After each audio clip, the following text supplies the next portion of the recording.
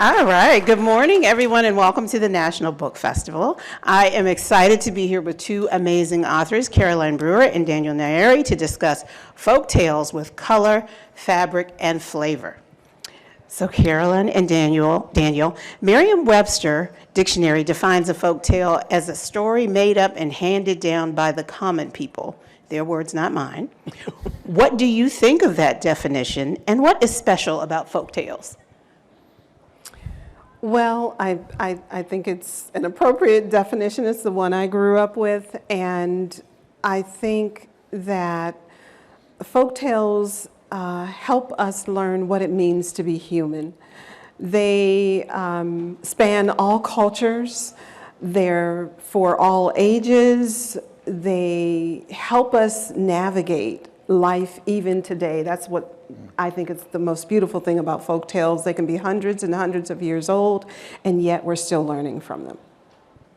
Daniel? Yeah, I totally agree. It's funny. I think that's a great point. And the word there that sticks out is common, and it's fun. And I think I like that. I think I'm into it.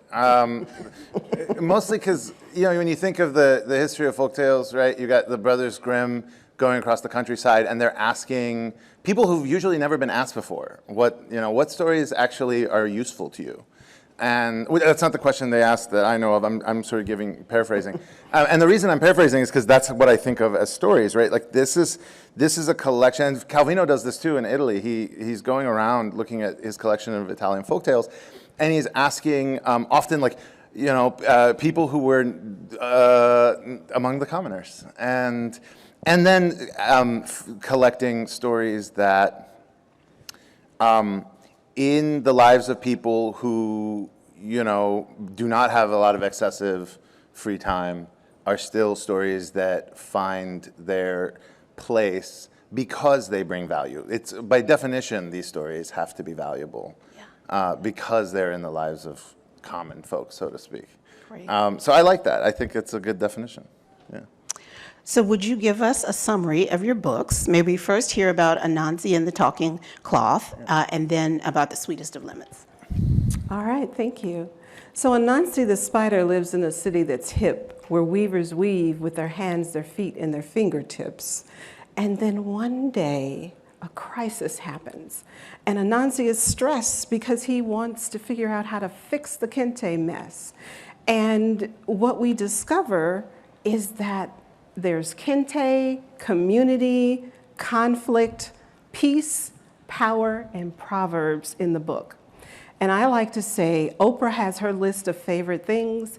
In this book, if it were a basket, it would be a basket of beautiful things. Beautiful things like truth, wisdom, peace, love, harmony, and singing and dancing are also in the book. So I'll sum it up. Golly. A few years back with the same editor who's someone I really love and admire, I had done a book called Everything Sad is Untrue, and it was about kind of coming to the United States, and it was about my life. And it's a long book, and it's a kid, and he's talking the whole time, and you would think that I ran out of stories if you read this book, because it's kind of everything about my childhood. But I remember Arthur, my editor, asked me, he said, was there anything you left out? Was there any particular piece? And I was like, okay, kind of a painful question, but I said, yes, there's this one episode that really never made sense in the entirety of the theme of the book, and it was this thing that would happen when I was a kid. We would drive to my grandfather's land in Isfahan, which is where I was raised, to the countryside, and it's a really long trip, and it's over kind of a dusty part of the country, and so you needed to stop somewhere halfway. And the place that was kind of accepted as the place to stop was this man's and his wife's house. And I mean in the middle of nowhere. And his name was Abbas. And Abbas and his wife had always wanted children and were unable to have them. And so there was just this sort of, you could see this sort of lingering pain in the fact that they felt particularly lonely. And so one of the most beautiful things, I think, in human nature is that they sort of turn that pain into art, which is that Abbas used to take sort of raw metals and scrap metal and things like that, and he kind of made a giant playground in the desert for kids. And when I say playground, please imagine something more humble than like Six Flags. But there was a Ferris wheel. And so for me, the story was always, and I said to Arthur, I was like, there was this Ferris wheel in the desert.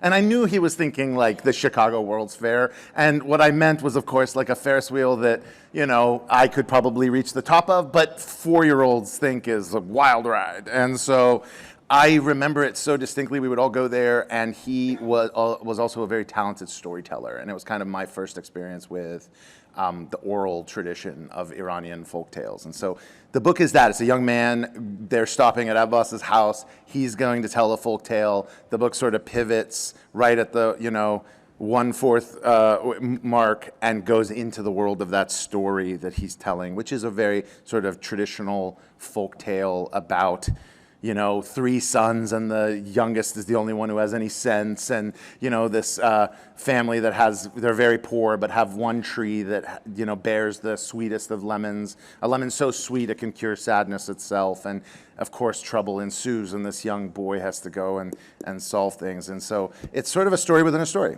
And it was kind of based on this experience in my life. That is a perfect lead-in, because I was going to ask you about storytellers as central or main characters in the book. But Caroline, would you share a bit about Anansi as a legendary trickster and a griot?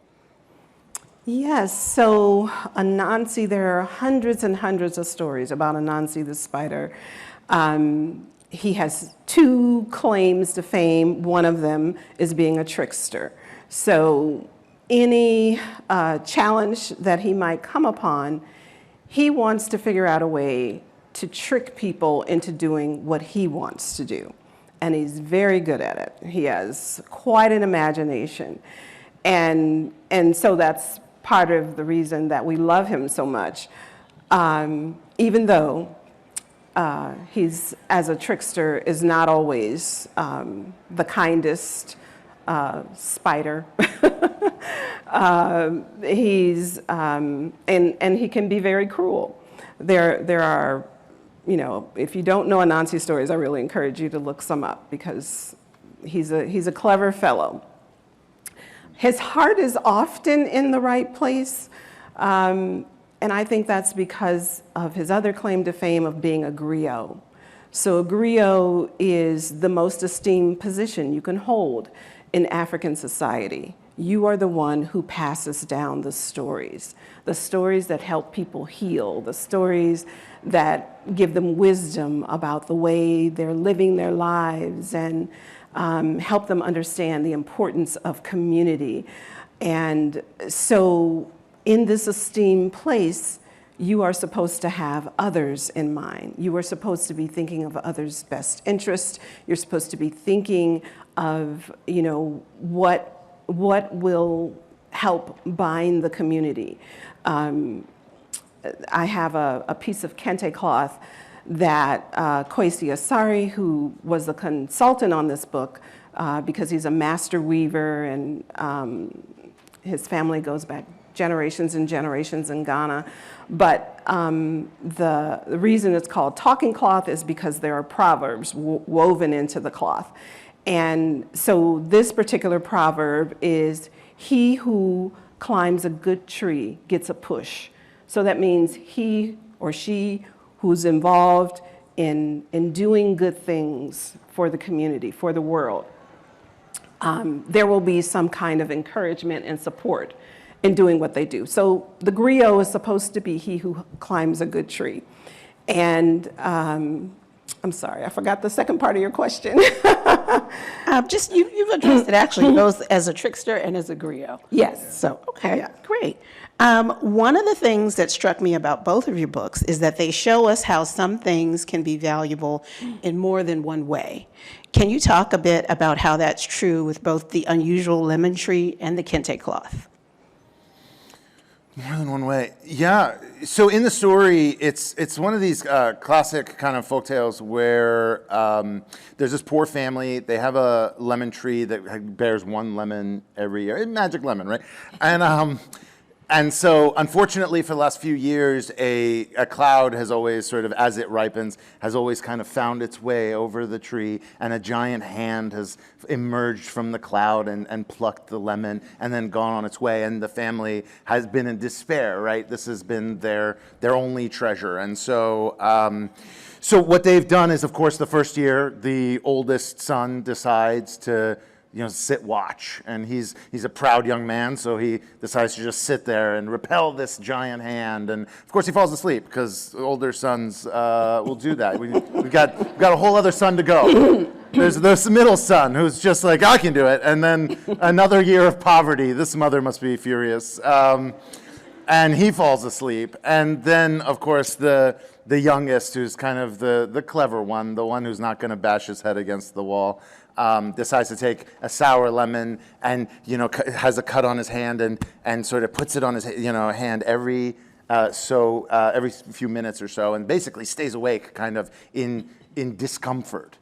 And then he sees the hand, and then what proceeds is he chases the hand down into a well where, of course, it's a giant. Of course, there's a princess down there who helps him. Of course, there's the classics of Iranian folk tales and things like that. But it kind of all centers around this particular lemon, and I got to do it without spoiling it, huh? As best you can. It has, yeah, exactly. So of course the family usually uses it for its monetary value, and as you may have heard in the beginning of its introduction, it also has this amazing power to cure sadness. And so they use it maybe for that, in order to get out of all this trouble that they get into with murderous giants and lots of shepherds and magic sheep. It gets pretty wild. It gets wild. And so it's doing double duty there. Yeah, and so with kente, there are so many ways that it brings value to a community. The cloth itself is precious because it takes so long to weave. If you come to the Tacoma Park book rhythmic reading and book signing, there will be 10 handmade bookmarks by Kwesi. Each bookmark took him 45 minutes to make. They're just like 5 inches long. So people see the value in this hand-woven product that also has value because, again, it's full of proverbs. And so originally it was used for celebrations for the royalty of Ghana, and that made it precious and valuable. But also it became one of Ghana's greatest exports, the best known fabric throughout the continent of Africa. And so it brought a lot of economic prosperity to the country and to those who were so skilled at weaving. So yeah. a lot of value. So each of these books has a phrase that is key to the story. In the Sweetest of Lemons, we hear Abbas begin his tale with "once there was and once there wasn't." Yeah. And in Anansi, we hear "gratefulness brings kindness." What do those phrases mean to you? Well, I mean, in stories, this is a really fun research project or a good Wikipedia page if you want to check it out. It's like how culture starts stories. So we, of course, in the West, will start it with "once upon a time," and usually we end it with "and they lived happily ever after." And of course, every storytelling tradition has their own version of that. In Iran, the way we would start it, and there's a long version and a short version. There's "Yeki bud, yeki nabud, ghayr az Khuda, hich kas nabud," which is once there was and once there wasn't, which is, it's not exactly the translation. The translation is like, there was a time when things existed and there was a time when things didn't exist. We're going to go to one of those times of like the hypothetical. And it's like, other than God, nothing was as you know it. And it's kind of a way to just kind of do a pan wipe in the movies. Everything gets blurry and anything can happen now. We're entering the land of the marvelous. And so yeah, it's kind of the way we think of starting stories. And by the way, in the Wikipedia, there's some wild ones, right? They'll just be like, I forget which, I want to say it's Hungary, but maybe it was Romania. It was like, they'll just end it with, and the crow landed there. We'll just be like, and that's how we end the story. And you go, cool. Then the crow landed there. And so I find it just a very a colorful aspect of how these kind of things evolve out of our own, like preoccupations. So. Right. Well, I grew up with a mother who was a storyteller. I can remember on so many occasions when I was upset and frustrated, my mother would tell me a story. And it, like folktales, fables, there was often kind of a riddle to it. Yeah. So you had to sit with it for a minute and think about it. And so what I love about kente-cloth is the celebration of proverbs. And so proverbs can be mysterious in a way, but they're always profound. They're always trying to teach us something. They're always trying to elevate our thinking. And so gratefulness brings kindness is the proverb that is at the heart of this story. And it's something that I think is important for all of us who have relationships with other human beings, or maybe, other plants or animals, just the power of gratitude. We see that in life in so many ways, and yet I think it's easy to forget how it can change how you see other people, change how you see yourself, and give us a way forward that is thoughtful and caring and that uplifts all of humanity. So. It's funny. It's like you said that, and immediately I started thinking, like, do we do that now? Like, do we when we talk to each other, do we have like ways we finish stories? And I just thought of one. We often will finish stories and be like, it is what it is. Right. It is what it is. Right. It's like a kind of a version of a modern, ending to the story, because you got nothing to go with, and then you go, it is what it is. So I think we're still doing that, right? It's we're not separate from that history of how stories kind of, not only, we sort of want it to end on a button, want it to end on something to take away, and we might be doing that. Right. Awesome. So these books both have gorgeous, vibrant illustrations by Akua Holmes and Raheel Jampour Bell. Caroline, would you talk about what the illustrations bring to your book? And Daniel, would you do that as well? Sure. Yeah, so Akua Holmes is a Caldecott Honor winner. She is a fabulous illustrator, and is it behind me? Which? Oh, sorry. So here are some of her illustrations. This is the first spread where we meet Anansi in this city that's hip, where weavers are weaving with their hands, their feet, and their fingertips. And her work is as vibrant as you can get. There's just so much color, so much life. We gave her copies of, or photos of Kwesi's kente-cloth, and she drew from that and created examples of cloth that were of her own making, coming out of her own experience. She traveled to Ghana. She got to go to a looming house, and she got to make some kente. And so I just love the color. I think that that's what captures everybody, and it certainly captures what you see with kente cloth. The color is almost blinding. You can't turn away from them. It's just gorgeous and beautiful and striking. You all. A picture book is an illustrator's medium, and I brought none of it for you to see.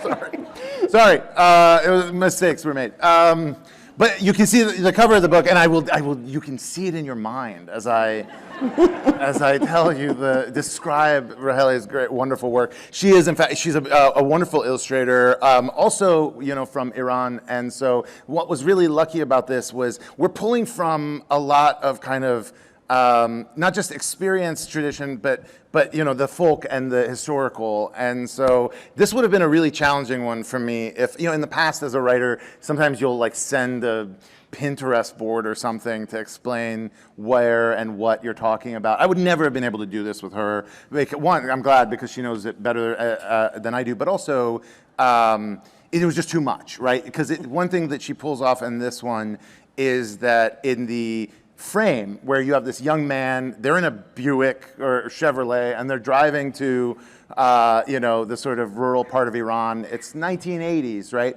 And so she draws that in a fairly, in her own style, in a more modern kind of way.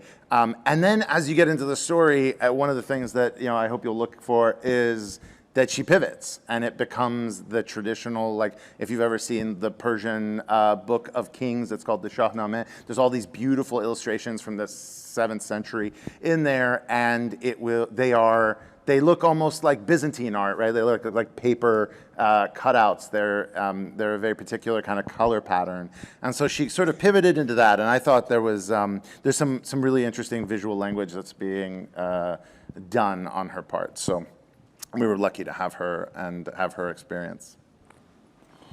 Okay, I think most folk tales are written with a lesson or a message in mind. Would you share the message you most wanted young readers to take away from your books? And after this, folks, I'll tell you we'll hopefully have time for a couple of questions. So if you want to line up at the mics, we will hopefully get a couple in. Me? Oh, good. Yeah, sure. Start with you. Oh, no. Stuff you gotta learn. No, at the heart of it, it's like, look, you know, one reason I really love it, like, you know, Iran, my whole like storytelling tradition, like if I have a gimmick, and I probably do, it's that like I like stories within stories. I like you to know. I always want to know who's telling the story. A part of that, I think, if I'm trying to be smart about it, is that you know, the 1001 Nights is the kind of the great story of our tradition, and in it you have the storyteller. She's front and center. Her name is Scheherazade. She does not want to die, and she is telling a story to a murderous king who will probably kill her in the morning. And so she has to tell a story so well that he's going to sort of stay her execution every night. 1001 Nights. You get the idea. And one of the reasons I love that is because there's two layers of interpretation. At any given time when Scheherazade is telling a story, you're always asking yourself, why is she telling this story? Why would she tell a story about like being humane to people to a murderous king? I don't know. Why? And so not only do you get to sort of ask yourself about the questions, the biases, maybe the interpretations and the perspectives of the storyteller, but you're also kind of interpreting the story alongside them as a negotiation. And that's sort of what's happening in this book. There's a young kid and Abbas, and they're negotiating how the story's going to go. And at the heart of that, I think, is the lesson that storytelling is something we use not only to interact with each other and learn from each other, but also to experience fully ourselves and go ask the hardest and deepest questions of ourselves. So for me, this is a story about Abbas wishing more than anything else in this world to cure his own sadness. It's not at the front of the book, but it is in somewhere in that interpretive layer. And so to me, I think it is about that power and how useful stories are. That's great. Caroline? Yeah, so this book has more than one hero. And I would love for children and families and teachers and librarians to explore who are the heroes in this story and what makes them heroes. One of the things about folk tales and fairy tales that have been with us for a long time, there's typically one kind of hero, and we know who he is. But when we reimagine, retell, and in the case of Anansi, get to create an original story, we get to decide for contemporary times, who needs to be seen as a hero? And we also get to think about, again, what does it mean to be human? I think that's a question that will always be with us, and that fortunately folktales always help us to see and examine and go deeper, as Daniel said. It's not surface level. It's something that's meant to expand your imagination. to expand the imagination of children, which actually they don't really need a lot of help. They're really, really good at it. But those of us who are adults, who are living in this modern world that's always changing, and that's always trying to tell us what we need to be doing to be on trend, not what we need to be doing to connect with one another, to deepen our relationships with one another, to slow down and experience one another like we're doing at the book festival today. So these kinds of stories, and this story in particular, as well as Daniel's, I think they help us slow down and think about how we're interacting with one another and how we can be a part of uplifting the human race. Awesome. Well, I don't see anybody lined up for questions. I could talk about these two books all day. Oh, wait. We have one person. Okay. Just in time. We have a few people. Too soon.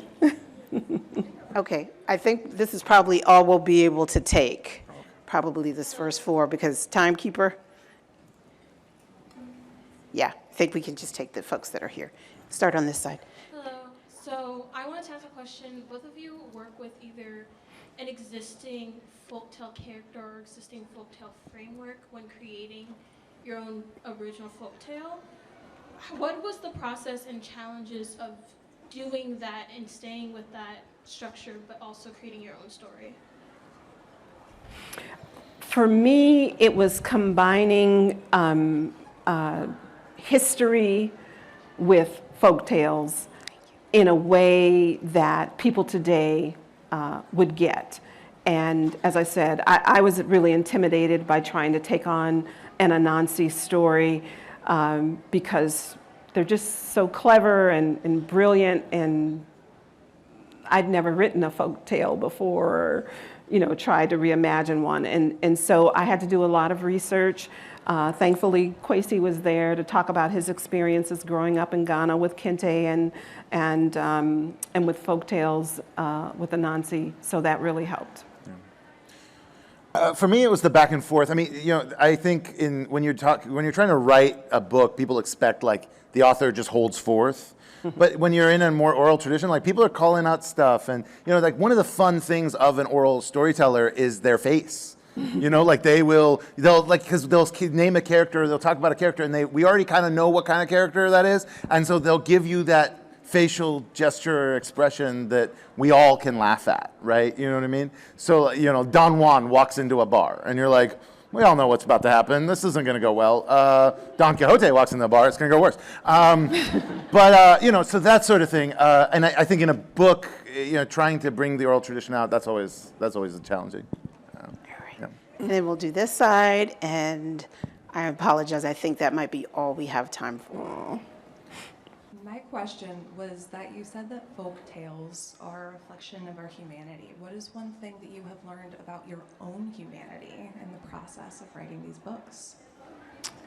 Thank you. I think I've learned that we can do more. I can do more. That when I think I've done as much as I can do, there's more. What have I learned? You are always sharing more than you think.